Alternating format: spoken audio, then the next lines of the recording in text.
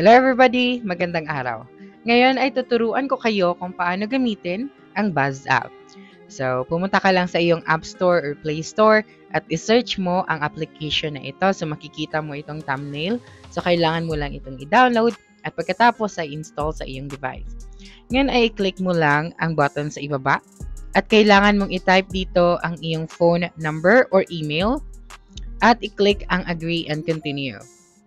Ngayon, makikita mo dito na pwede kang maglagay or i-change ang iyong pangalan kung gumamit ka ng iyong Google account. Pagkatapos yan, i-click ang continue. Dito naman, kailangan mo lang i-allow para magamit mo ang microphone dito sa Buzz app. Pagkatapos nyan, ay makikita mo na dito ang iyong dashboard. So, ang una nating gagawin ay mag-a-add tayo ng friend. Okay? So, dito makikita mo ang iyong profile. So, pwede mong palitan ng iyong profile picture at ang iyong pangalan. Ngayon, i-try nating mag-send ng friend request. So, i-click mo lang ang add friend. Tama. At i-search mo lang ang iyong friend gamit ang search bar sa itaas. Pwede ka din gumamit ng QR code, WhatsApp, Messenger, Instagram, Telegram, and Snapchat. So, i-try nating i-search ang isa nating account dito sa Buzz app. Pagkatapos nyan, makikita mo na dito ang account na iyon at i-click mo lang ang add friend option. Ngayon ay na-send na ang iyong request, so kailangan mo lang maghintay kapag in-accept ka ng iyong friend. So ngayon, dahil in-accept ka na ng iyong friend, makikita mo na siya dito sa iyong friend list. So pwede ka nang mag-send ng voice message. So kailangan mo lang i-press and hold itong microphone na nasa gitna. At saka i-record mo ang iyong sasabihin at i-send ito sa iyong kaibigan. So, kailangan mo lang itong i-release para ma-send ang iyong voice message. Marami ka pang pwedeng gawin katulad ng voice emojis at voice gifts. Magpadala ng mga animated na audio reactions para mas masaya ang usapan.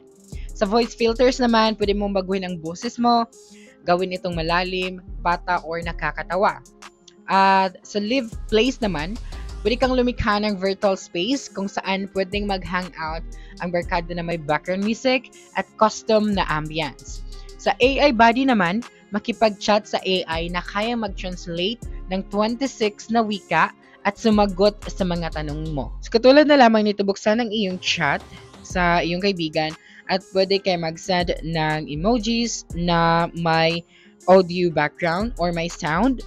Pwede ka rin mag-send ng GIFs at pwede ka rin mag-send ng sarili mong pictures galing sa iyong device. Katulad na lamang dito, pwede kang mag-send ng pictures, ng videos, o kahit ano pa na pwede dito sa Buzz app. So, kailangan mo lang i-allow access para magamit ang feature na ito. Pwede ka rin tumawag at pwede ka rin makipag-video call.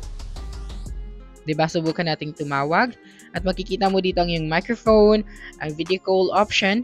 So, kung gusto mo itong gamitin again, kailangan mo lang i-allow access para magamit ang feature na ito. Ngayon, bakit nga ba maganda gamitin ang Buzz app? Una, mas natural ang usapan. Gamit ang voice messaging, mas mararamdaman ang emosyon at tono ng kausap, parang face-to-face or tawag, pero hindi kasing formal. At isa pa, masayang features. May voice filters at voice emojis, kaya hindi boring ang usapan. Pwede kang maging parang cartoon or alien habang nagsasalita. At isa rin sa nagustuhan ko dito sa Buzz app, may voice to text. So kung nasa lugar ka na hindi pwede makinig tulad ng library, automatic na itatype ng app ang voice message para mabasa mo. Pwede ka rin gumawa ng group chat gamit ang Buzz app. And that's it for this video. If you think this video helped you solve your concern, please subscribe, like this video, and leave your comment below. Bye!